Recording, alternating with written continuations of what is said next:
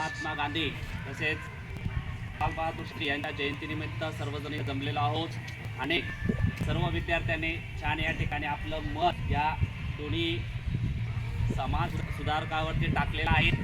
त्यांची माहिती या ठिकाणी सांगितलेली आहे आणि बसण्यासाठी या ठिकाणी प्रयत्न केलेले आहेत आणि ज्यांनी प्रयत्न केले नाहीत त्यांनी सुद्धा या ठिकाणी पुढच्या कामाला पुढच्या नेत्यांच्या जयंती पुण्यतिथीला त्यांनी सुद्धा काय करायचे ते प्रयत्न करायचे आहेत। आणि या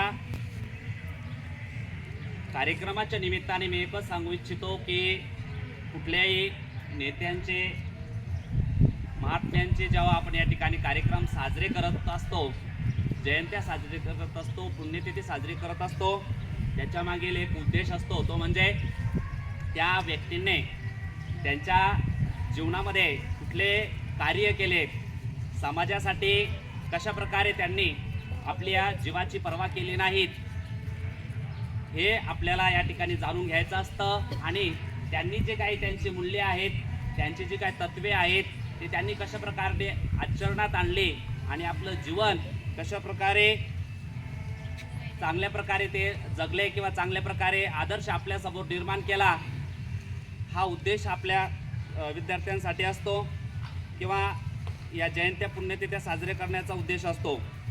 या ठिकाणी मी सांगू इच्छितो की महात्मा गांधींजींच्या तत्वामध्ये किंवा जे काही मूल्य आहेत त्याच्यामधील एक मूल्य मी या ठिकाणी सांगू इच्छितो। ते म्हणतात की तुमचे विचार सकारात्मक ठेवा। माझा आवाज पोहोचतो तिकडे? ते म्हणतात की तुमचे विचार सकारात्मक ठेवा, कारण तुमचे विचार तुमचे शब्द बनतात। तुमचे शब्द सकारात्मक ठेवा, कारण तुमचे शब्द तुमचे वर्तन बनतात। अजून ते पुढे म्हणतात की तुमचे वर्तन सकारात्मक ठेवा, कारण तुमचे वागणे तुमच्या सवयी बनतात। तुमच्या सवयी सकारात्मक ठेवा, कारण तुमच्या सवयी तुमचे मूल्य बनतात। आणि तुमचे मूल्य सकारात्मक ठेवा, कारण तुमचे मूल्य तुमचे भाग्य बनतात। अशा प्रकारे या छोट्याशा मूल्यातून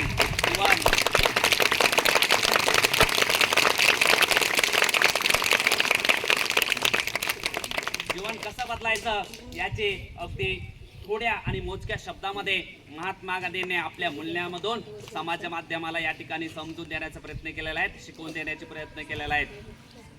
आणि म्हणून जीवन जगत असताना या ठिकाणी आपलं वर्तन ज्याप्रमाणे आपण बोलतो त्याप्रमाणे असायला पाहिजे।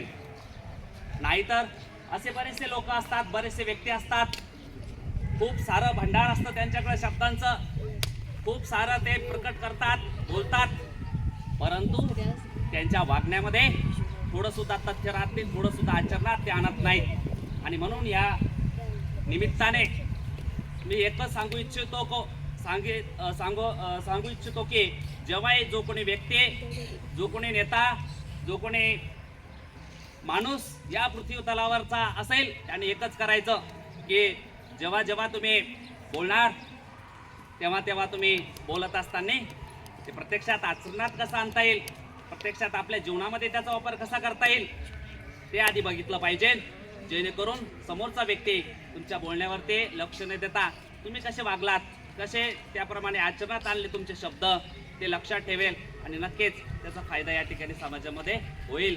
आणि या ठिकाणी आयोजकांनी मला या ठिकाणी 2 शब्द बोलण्याची संधी दिली, त्यांचे मी आभार मानतो। आणि तोडके मोडके या ठिकाणचे जे काही शब्द असेल किंवा काही त्या ठिकाणी बोलण्याच्या ओघामध्ये काही शब्द निघाले असेल माझ्या तोंडून, त्या ठिकाणी ते मला रिटर्न करा आणि या ठिकाणी मला संधी दिली त्याबद्दल मी धन्यवाद पुनश्च मानतो आणि थांबतो। धन्यवाद।